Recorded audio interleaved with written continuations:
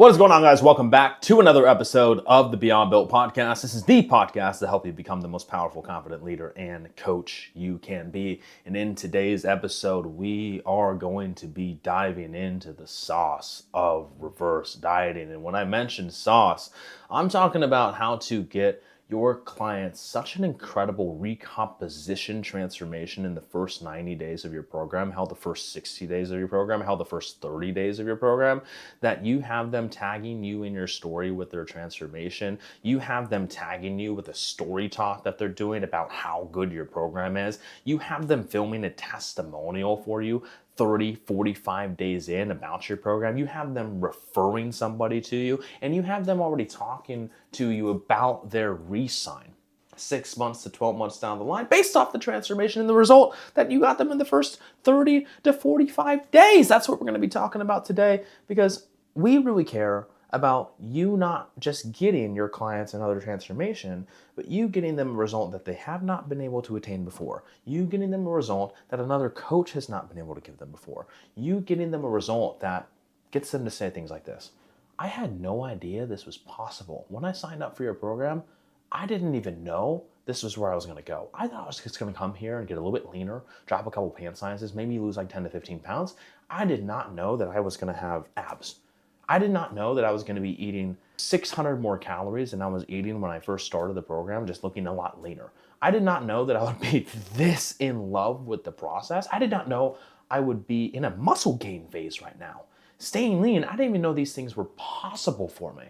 And it's all because of what you did during the reverse diet when you started the program on with them. Caroline, you ready to do this or what? I am so excited. We're spilling all of the tea. I mean, guys, when you get results like this, your business builds itself, genuinely.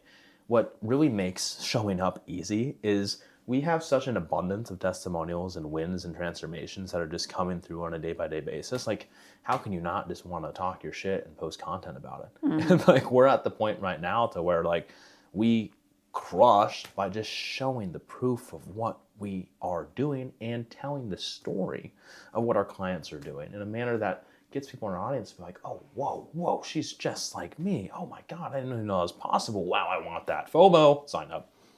Period. So let's dive into the very first point of this episode today, which is how to start off the reverse diet. Talk about figuring out what a client's maintenance is and how to start it off the right way.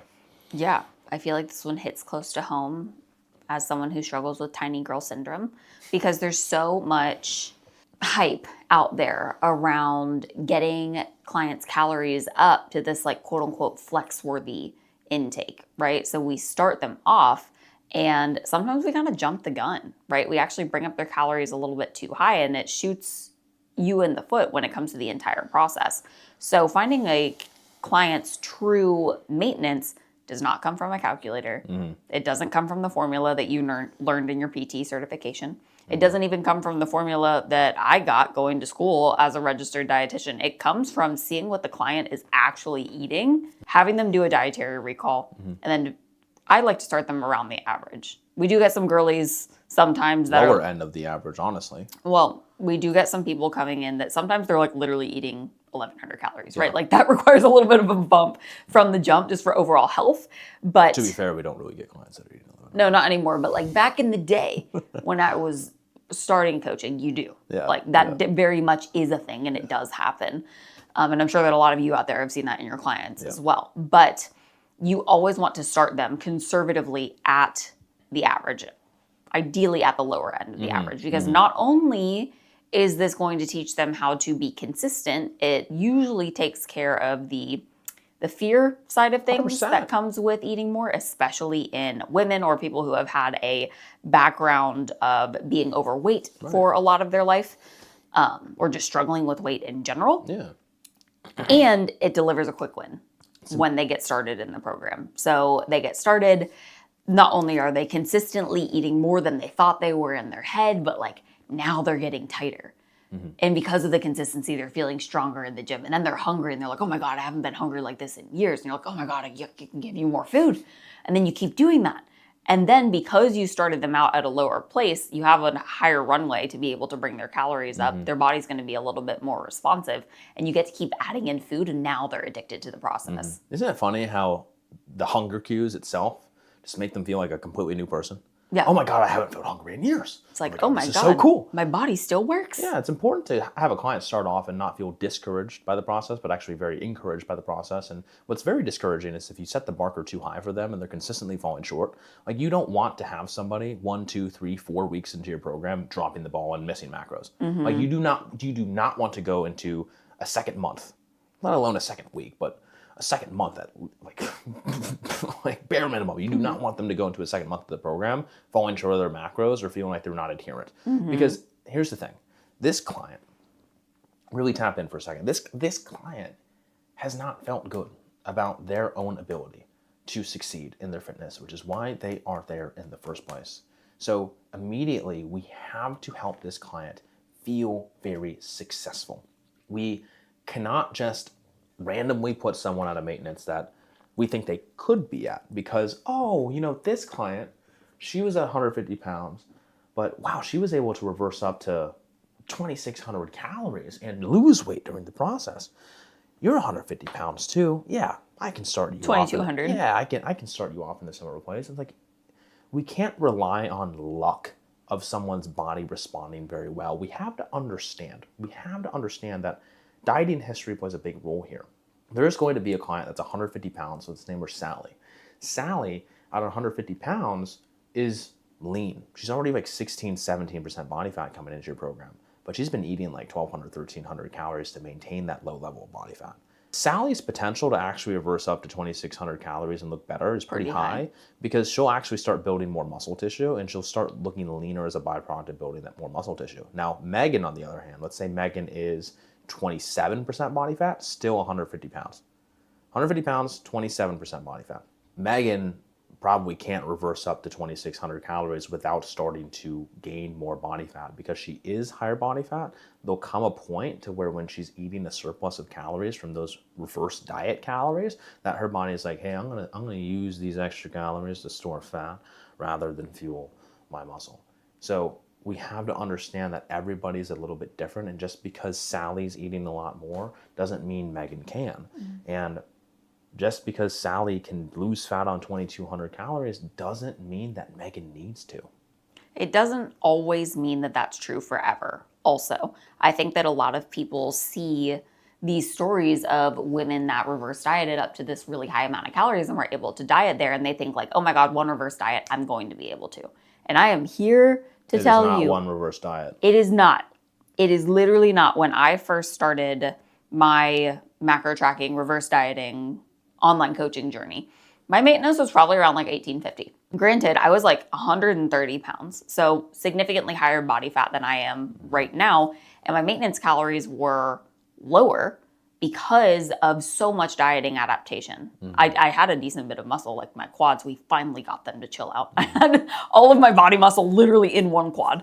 But it took me a while to be able to pay that debt back for my metabolism to actually be like, oh my God, I'm like safe, I'm not starving anymore. Okay, cool. Now I can respond. So now me, 6 years later, now I have a metabolism at 5'1" and 120-ish pounds that I can maintain at 2,100 calories. But it took me like 5 cycles of that to get here. Yeah. So I don't want you to think that like that's your reality forever, or for you to think that with your clients, if they can only get up to like 1,700 calories, that's like a bad spot. Sometimes you just got to pay your dues, and you have to go through multiple cycles and also paint the vision for them that like, hey, this is what we have to do right now. It's not true forever. And what you might think might be quote unquote more optimals to get their calories up to 2,000, if you get them to a place where they're gaining weight at that amount, now you've just added time to their process. There's 2 things that you are paying attention to. Fuck the number. Like, I'm gonna say this maybe more in the podcast. I don't think I need to say it more in the podcast, but I really want to say it a lot. It's fun to say. Fuck the number. Why do we give so many shits about that number? There's 2 things that you really, there's 2 things that you should really be paying attention to when it comes to reverse dieting a client. And it's really going to be A, biofeedback, and B, their training. We're not just Which is point number 2. this is point number 2, we're not just reverse dieting a client to just bring their calories higher so they can diet on more calories. Some of that is true, but the main reason that we're doing it is because we want to put their biofeedback in a better position than it was in when they started. Do they see an increase in energy? Are they more wakeful and alert in the morning without Do they putting have down hunger coffee? cues? Do they have hunger cues? During their training, are they able to really go through it and feel very energized and almost end that training session feeling like, whoa, I could have gotten more? Versus burning out. Yeah.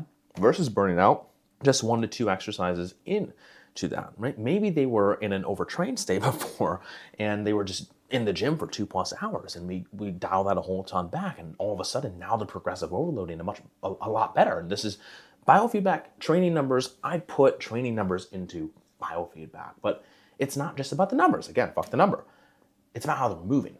It's about how they're utilizing that food. We don't have any grounds to stand on as coaches to say, let me just give you 50 more grams of carbs if we don't see what they're doing with those carbs.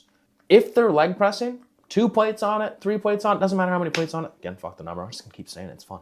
We don't see how hard they're training that leg press set. Their last rep looked pretty similar to the 3rd repetition. It didn't slow down. The concentric, the leg press going up, didn't slow down whatsoever. They're exercising 0 control on the eccentric. They're bouncing out of the hole. The likelihood is that if this client has been under eating for a good amount of time, they don't even know this yet, but your body's smart. If you're under eating, you can't exert a lot of energy. You can't give a lot of intensity to your training. So they have been so auto-regulated into holding themselves back from training harder and training more so they don't burn themselves into the ground. You give them a couple more calories, maybe 100 more calories, 150 more calories. Now they're going to start training harder. And it's your job as a coach to hold them very accountable to training through a full range of motion. How can we maximize muscle stimulus to the target muscle? How can we maximize mechanical tension, which is the thing that's going to stimulate more muscle to grow? Reverse dieting isn't just about the number going up, fuck the number. It's about improving their body composition. What is the number one thing that is going to make an impact on someone's body composition? Do not say fat loss. Do not say losing fat, because while that is true in the short term. Muscle. What is true in the long term is muscle mass. More muscle mass on a client's frame is going to keep them leaner longer. It's going to put them in a position to where they look lean year round without needing to diet. And it's going to get them out of the cycle of thinking that they need to diet every single year in order to look good. If they've done maybe 4 or 5 diet attempts in the past, but they've never done a true reverse, they've never done a muscle building phase, they're going to need to do at least 5 reverses and 5 muscle building phases to make up for all of that time that they spent dieting. You can't actually put yourself in a position to build more muscle tissue spending that much time under eating. So all of this to be said, ask for form videos. You do not, similar to how we have the mindset of dieting, I'm not going to adjust your calories down unless you actually adhere in a fat loss phase. You don't adjust someone's calories up if you don't see that they are training hard and utilizing those extra calories to the best of their ability, because we need to play the game of ensuring that the extra calories consumed, the body chooses to use those for training and recovery versus just storing those calories as fat. And I can promise you one thing, if they're training at 8 RIR, those extra calories are likely being stored as fat. This is a massive mistake that I made when I first started coaching. And granted, I'm a registered dietitian, right? So I thought that nutrition was everything, but I have just gotten better with my client transformations over time because I have gotten better with my training and I've learned more and more of what to pay attention to and how to improve that.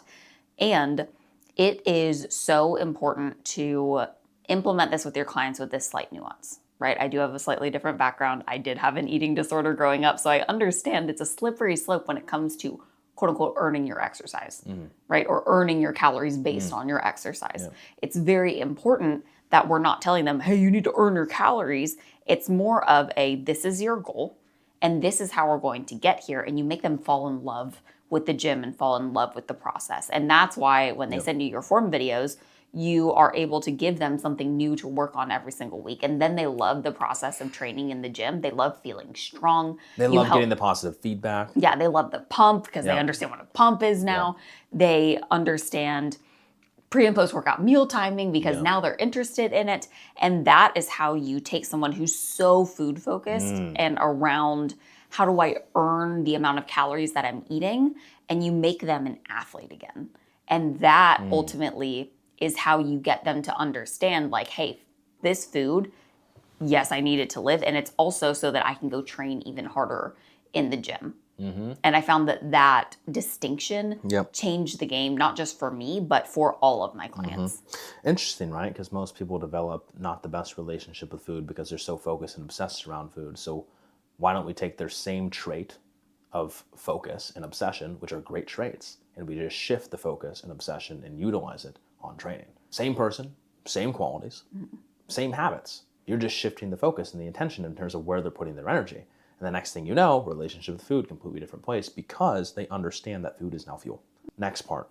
This is the third part of reverse dieting. This is where we both fucked up so many times. Yes. And now we have we learned. Well, it's so fulfilling now to be able to have a container full of coaches that come to us and go through individual client scenarios with us, and we get to help them make their next move. We get to give them guidance in terms of like, hey, this is where this client can see even better results. And so understanding the stopping point of a reverse diet is critical. Because we can always play the game of how high can we go? I used to play that game, right? Because it would kind of feed my ego a little bit. Like, yeah, this client's eating 2,900 calories. You used to have a lot of those clients. Oh, yeah, I did. And now I just don't really care much more anymore. No. We can make a podcast on this about muscle building, but like, it's actually really funny how I'm able to put clients into muscle building phases without getting them burnt out on surplus or giving them surplus fatigue, because I'm not having clients eat 3,000, 3,500, 4,000, 4,500 plus calories anymore. Mastered that game, but we'll talk about that. But it is similar to the reverse dieting game of understanding what a good stopping point is. We think that as coaches, we got to give them something new, exciting in check-ins, right? Oh, let me increase your food. Let me give you a big adjustment. And it leads a client to almost want that adjustment and crave that adjustment. Expect it. Yeah. A lot of the times now, it's like a lot of my clients don't get many adjustments to nutrition at all, right? And that's where the training comes in. It gives them something new to work on every week. That's where they're getting their active feedback. And I absolutely obsess over the numbers and the training feedback to ensure what we put together from a training standpoint moving forward continues to serve them and elevate them, which is why our client transformations do not stop. There's no finish line in Beyond Built. Given that, pay attention to biofeedback. If they are energized, their training recovery is phenomenal. Their digestion is great. Their hunger is regulated. Their sleep is good. They're not starving, right? Their sleep is good. And all of those habits are in line. That client's ready to diet. That's all you need. You don't need to keep bringing the food up. Now, mind you, here's the thing. Here's the nuance to this. If their food's going up and they continue to look leaner, let's say that their body weight is still moving down. Yes, keep it going. Yes, keep it going. If their body weight's still going down and they're giving them more food and more calories and they continue to look leaner, this would be sometimes a Megan scenario to where they're higher body fat and you start reversing them up and all of a sudden they start dropping weight on the scale. That's good. Yeah. Keep it going up as long as you continue to see their weight dropping on the scale. And hot take, sometimes I do keep it a little bit lower so they just keep losing body fat, because why would you diet if you can just keep them losing body fat? Right, 100%. And there does come a point to where their weight stabilizes. Now, at a stable body weight, are they still seeing body composition improvements on a week by week? Are they still giving you that feedback? Cool. We can keep them there. It doesn't inherently mean that you need to nudge them up higher, though. You might just be able to ride that out. If they're continuing to see body composition improvements, maintaining their body weight, you can ride that out a little bit. And sure, all habits are good. We're in a great place. Cool, we can diet down now. Especially if a client is higher body fat, the next step is, of course, for them to diet.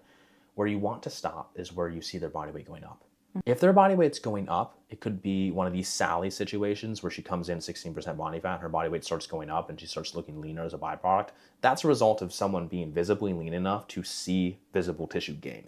And as someone is, if you're lean enough to see visible tissue gain, you will look leaner as you gain tissue. So you can continue to have Sally's body weight go up. But for someone that's a little bit higher body fat, you don't want to see their body weight go up. You don't want to see that. And you might think, oh, this client's at 190 pounds. She should be able to have a maintenance that's higher than 2,000. In the future, yeah, but 2000's plenty enough for you to reverse diet down and take away 30% of her client or 30% of her calories over the course of 12, 16 weeks to diet her down. She's in a position to do that, especially if her biofeedback is tremendous. If her biofeedback still has a lot of work, then yeah, we probably had to spend a little bit more time eating more food and recovering from maybe past and previous diets. But be careful to stop that reverse when you see the body weight marker going up. And here's the caveat to this. Sometimes you do hold it, you see body weight creep up a little bit, and it's like, okay, we're going to stop here. You didn't adjust calories, and then it creeps up a little bit more. You didn't adjust calories. What I made a mistake about in the past is just thinking, oh, they'll stabilize. They don't. No. You're just a little bit too high. Like you could be in a little bit of a tiny little surplus now. Scale it back. It's okay. It's okay if you take it too high and then scale it back. That's all right. Okay? That's okay to do that. Sometimes that happens. But that's something to be very careful about. It's important that you get them out of that state pretty quickly because a body that has been underfed and overtrained for a really long time, they are primed to recover. And recovery happens in multiple ways, right? It does happen with feeding your body and feeding all the internal systems that might have been shut down. Maybe thyroid comes back up, maybe your cycle starts to improve, overall biofeedback improves, right? But part of recovery is also body fat, right? So if you start to give your body an excess of calories, even if training is dialed, if it is still too much of an excess, your body will start to favor tissue accrual. And there is something interesting that happens when you start to kind of overfeed your body. Usually we find that these clients get quote unquote sticky fat loss when you try and transition them over because they become insensitive to insulin. Insulin sensitivity is so important to pay attention to. And this can be manipulated with different foods that they eat, making sure that they're eating their fiber, making sure that meal timing and spacing is correct, looking at their stress, looking at their sleep, making sure that they're getting post-meal digestion walks and just steps in general. What is their heart rate like? What is their cardio like? Like, this is all nuance that we have learned. All of those biofeedback markers, by the way, can actually be seen in numerical value if you take a look at blood sugar. That's a very underrated thing to track with your clients in reverse so diets. Important. It's a marker that's gonna give us a hint of how responsive their body is. And we have found that clients that start to get sticky and their body weight starts to go up and we did not bring them back down and get them back into check, not only was their blood sugar off, but now their body's having a really hard time switching over into a fat loss mode. I think there's more work to do. And that is when you see the clients that you've started dieting for 4 or 5 weeks and nothing's moving, that's more than likely what's happened. And there's nothing that's more frustrating than that. It leads you to the point to where you almost like put their check-in off till last and like, fuck, they're not responding. I don't know what to do. I will say it's really not the end of the world for that client. I think that we can do a whole troubleshooting podcast on what to do when someone is sticky. One of those things is actually looking at blood sugar. One of those things is just calorie, carb improving cycling. all of the baseline lifestyle habits that are going to support and help them facilitate fat loss. But this podcast itself is about reverse dieting. And I think the biggest takeaway that you can take from this now is if we look backwards to forward, don't take them too far. Make sure you pay attention to their training. That is going to have the largest impact on what happens to their body composition and the utilization of extra calories. And start them off on the lower end of what maintenance is, because they'll see a quick win, they'll see themselves get leaner, they might see the scale go down right away. And when the scale is going down a little bit, all right, now we can actually increase calories up pretty meticulously. And the likelihood is they might even still continue to see body weight down as you creep those calories up. There's a lot of good benefits from starting off someone lower to give yourself more of a runway to reverse rather than maybe jumping someone up and letting them stabilize. That's dangerous. Don't jump someone up and, I'm just going to let them sit here and stabilize. That's where things get a little dangerous. That's where things can get a little out of hand. And I've personally made that mistake in the past. Notice how Chad just looped me out of that rabbit hole. I'm the queen of rabbit holes when it comes to sciencey stuff. So Excited for more of that this year. Oh, that's why Caroline's on the podcast. All right. If you got value from this episode, snag a screenshot of it, tag Caroline, tag myself. If there's more nuance that you want to dive into, if you have a question that came up for you, if there's something you're curious about after listening to this episode, we love having conversation. Shoot us a DM on Instagram. We'll have that conversation with you. That in mind, we will see you in the next episode.